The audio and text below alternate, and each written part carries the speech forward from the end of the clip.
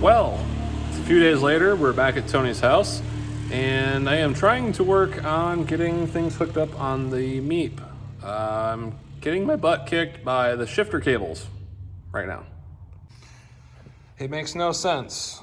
Both the shifter cables came off the car. That one right there can only go there because the cable's only so long to reach, and then this one goes to here because this end came apart off of this little bushing ball thing, but I cannot get the cable to go back into this bracket.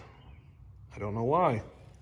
Because I need to get this crap together so I can get the thermostat housing on the side of the engine here so I can put the crossover piece in that goes to the water pump down there so I can put the alternator in so I can put the intake on. I have to do all that, all this stuff to get this on. So Tony went to eat food, leaving me out here by myself to struggle. Of course, it's my car anyway, so why shouldn't I be struggling with it? There was a heat shield I found floating around in here. I'm going to try to get back down in there, in this area here. Totally forgot I could zoom on my camera. Get that done, get the exhaust manifold that's sitting there, bolted to the engine, and do that stuff now while he's eating, and when he comes back, yeah, hopefully we can figure out what's going on, because I don't know what's going on. Of course, that's my daily life anyway. So I'll get this exhaust done while he's there, because I would like to get this thing running in a couple days, because it's just been sitting here in his garage, and I really want it to run. I really want to drive it, because I gotta get the whole front end back on that's sitting right there on the floor. Yep. Mini. All right, it's very difficult to see, but I was able to get the bolt started there on the manifold for the exhaust on the back side of the engine.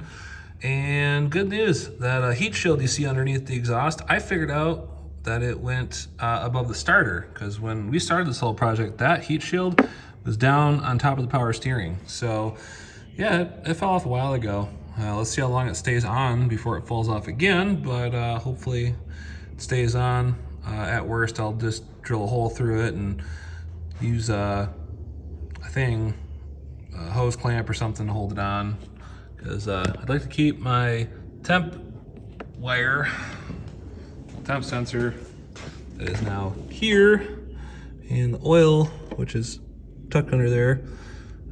Cool. I'm gonna kind of wrap it actually with some heat shrink stuff just to keep it not too hot by this bit of the manifold right there. So I'm gonna struggle tightening those down, because there's not a lot of room back there. Got 2 more bolts to put in and then tighten everything down, and I can move on to this stuff after I try to figure that out, because I still don't know why I can't get that to line up. I'm not a genius, nor am I a mechanic. All right, it is the next day back at Tony's. Unfortunately, I am very limited on the time I can work on this thing, so we're doing like an hour and a half every night, just starting something, trying to finish one project at a time so that I can get this thing driving.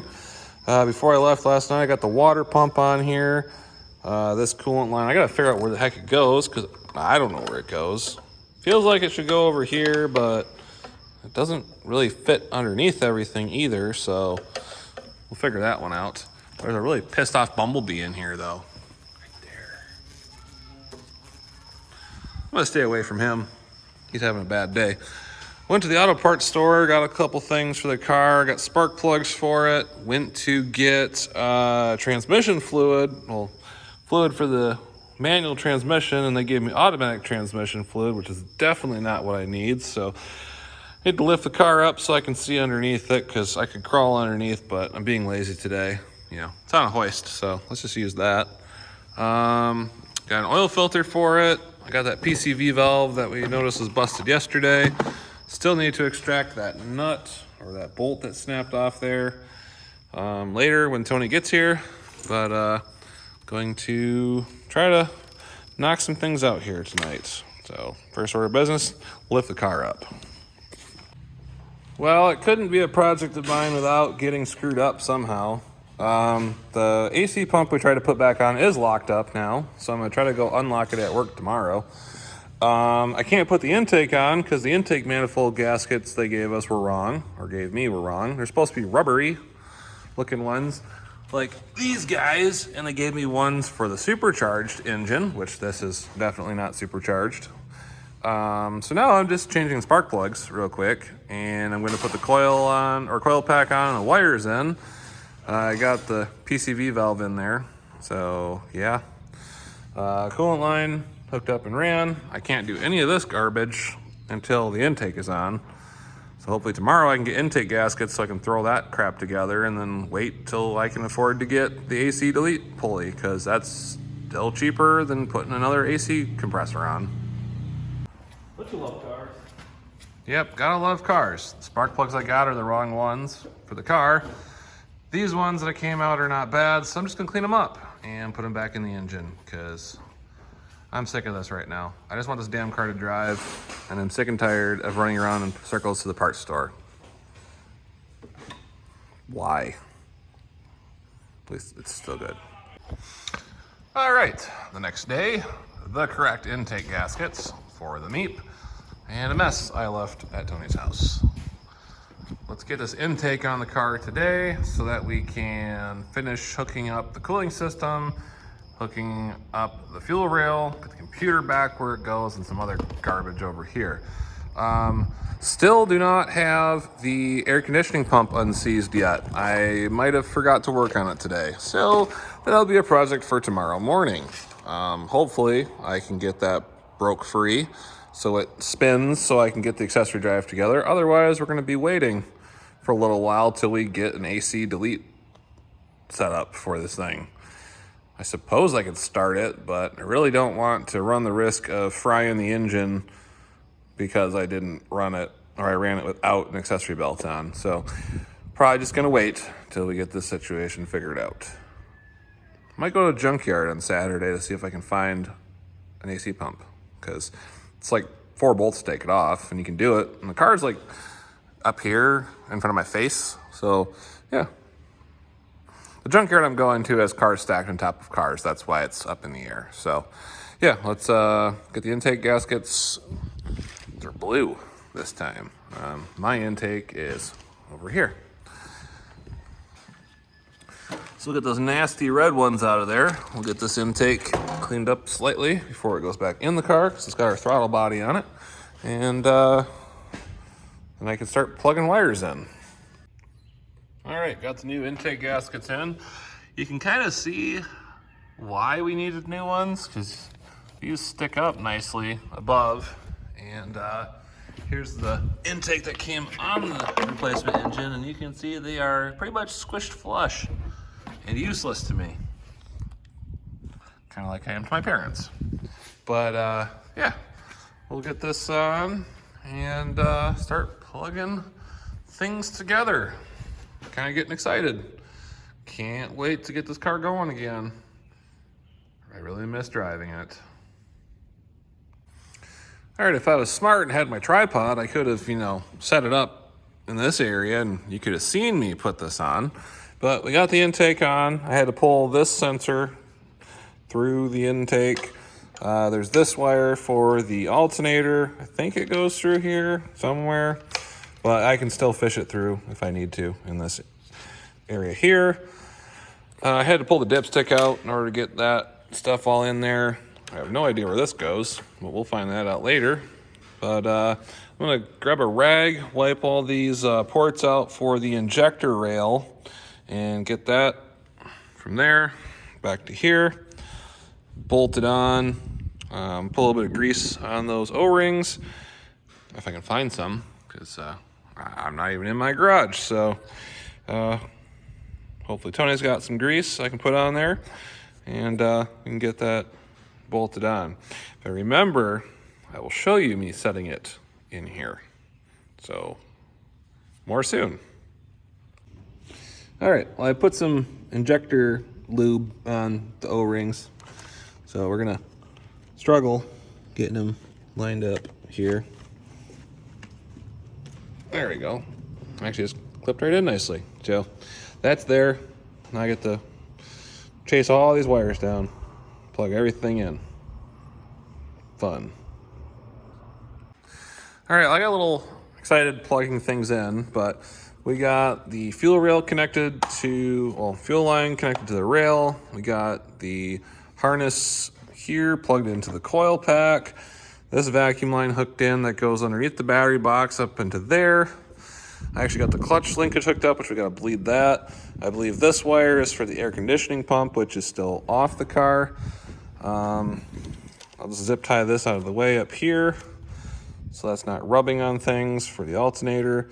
Found all these vacuum lines for the evap system. Got this guy plugged back in. There's a ground wire I got to connect from here to here still. I'm going to try to shove the extra parts of the oil line inside the firewall so I can start working with that. And I got to figure out where this goes. This goes somewhere. I don't have any extra hoses around.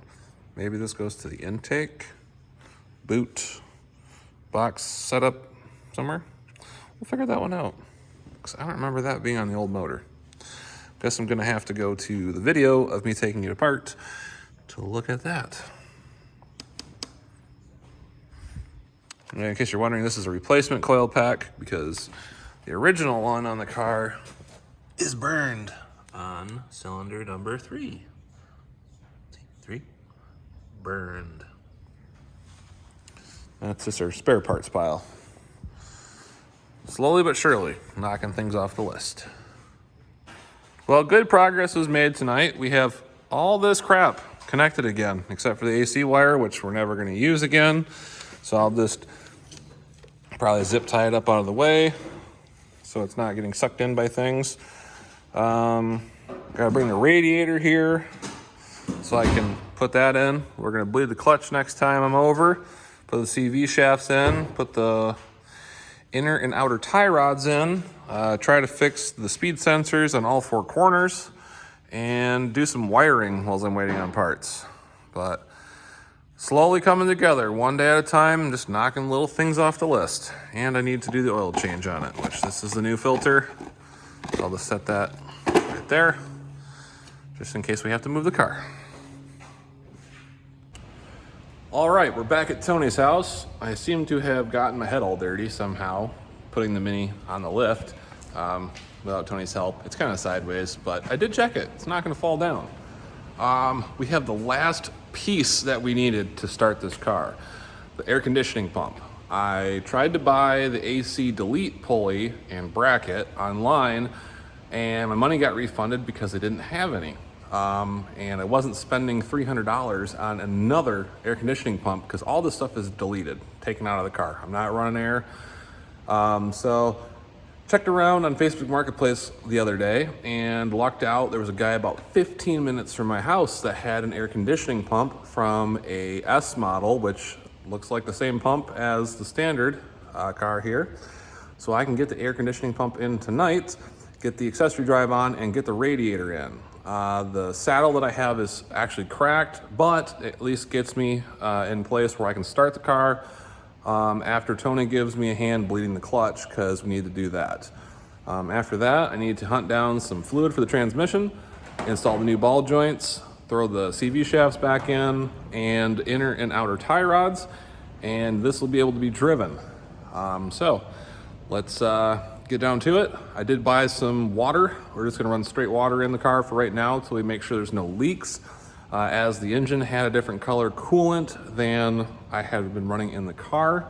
The engine looked like it had an orange colored coolant, or possibly even the gold universal coolant, which is fine. But I was running the green in the car, or at least that's what it was running when I bought it. So get all that set. I do need 1 more quart of oil that I'll pick up tomorrow and dump that in the car when I get back tomorrow night. And like I said, hopefully this week or tomorrow, we can have this thing running, because I really want to start driving this car again.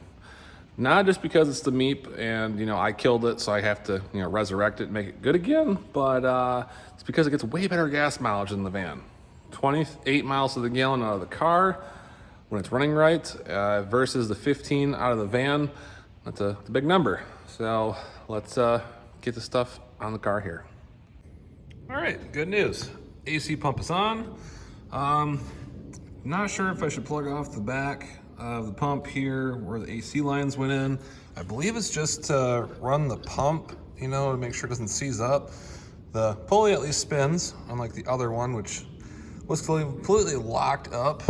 I'll explain where this wire went. It plugs into there, but I'm just gonna zip tie it out of the way since I'm not going to be using the air. But at this point, I can put the lower frame horns back on after I put this belt on, and I can grab the radiator that I have sitting in the van. So I'll get the belt on and get the frame horns on and pick you guys up here in a second. More to come. All right, I got the core support on and got the bumper on because the core support goes on, then the bumper holds everything in with these 4 10mm washer nut things. There is a bolt missing there and on the other side. Accordingly, I have no idea where it's at, but I did zip stitch the new core support together temporarily. I had to leave the frame horns loose to get the bumper in here on these two. So yeah, we got those loose. I'll tighten those down. This coolant line, I believe, goes to there. So I have to hook that in and then go up and do the top one.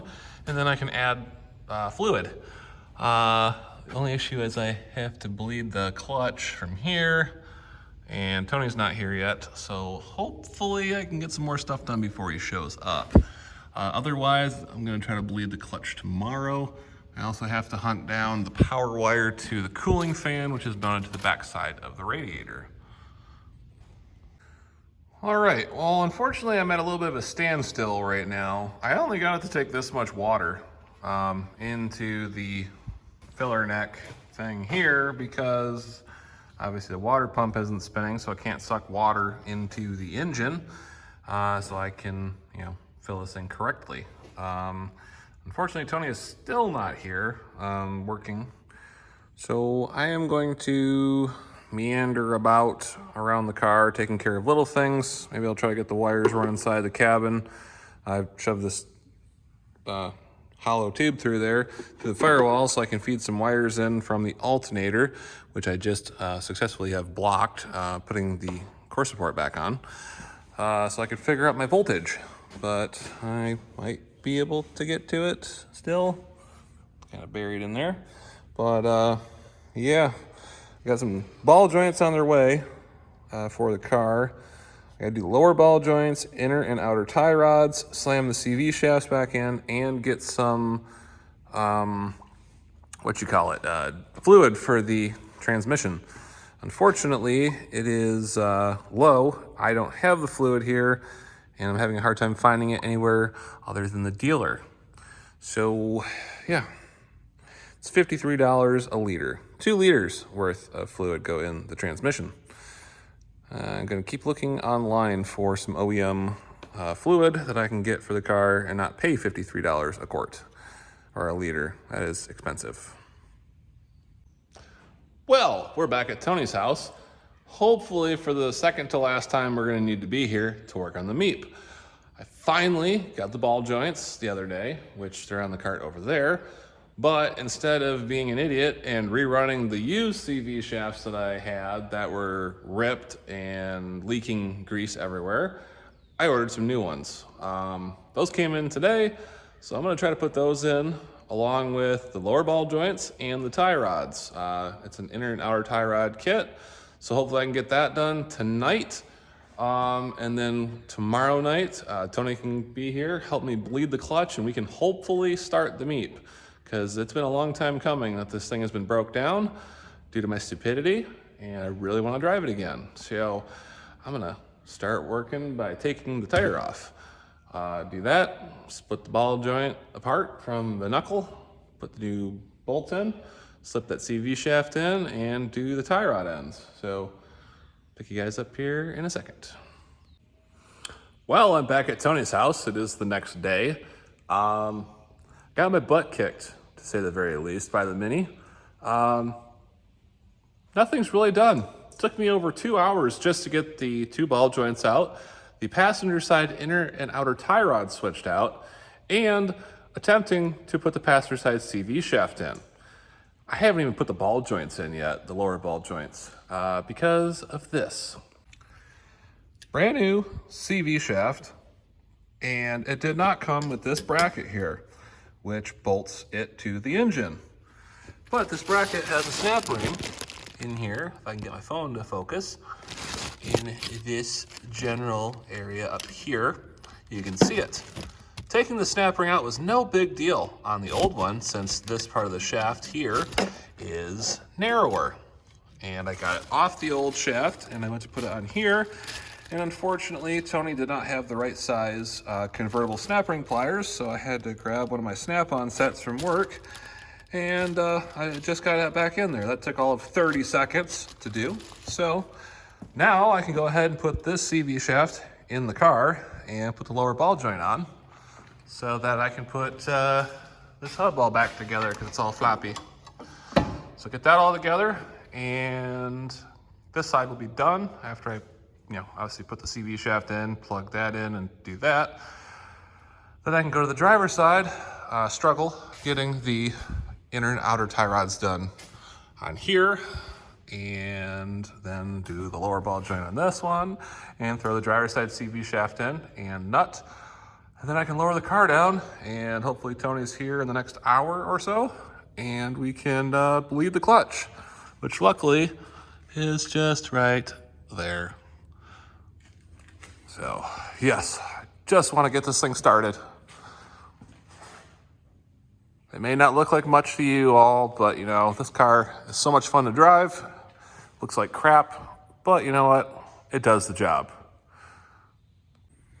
All right, well, after struggling, I finally got the dust shield on for the CV shaft.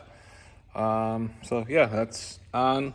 So hopefully it's far enough down, doesn't chew up the seal on the transmission. Just gotta put some tools away so I don't leave all Tony's stuff out. And we'll be commencing to putting the CV shaft back in there. So yeah.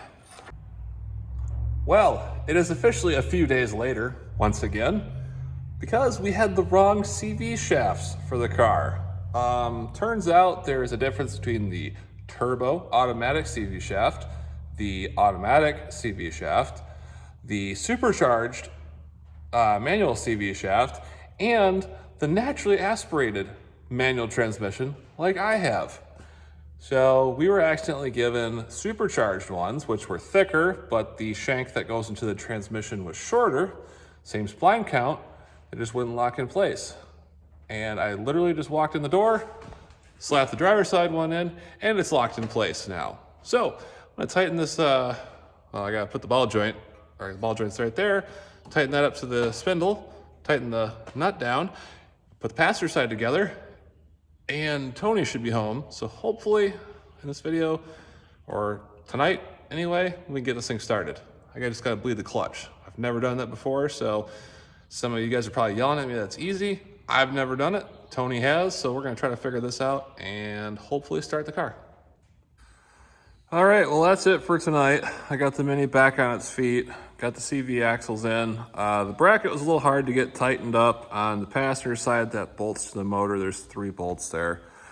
Eventually I'll show you guys what I was looking at when I get back under the car, because we have to bleed the clutch anyway, but Tony's not home yet. I'm gonna take off, lock up the barn, and go and relax.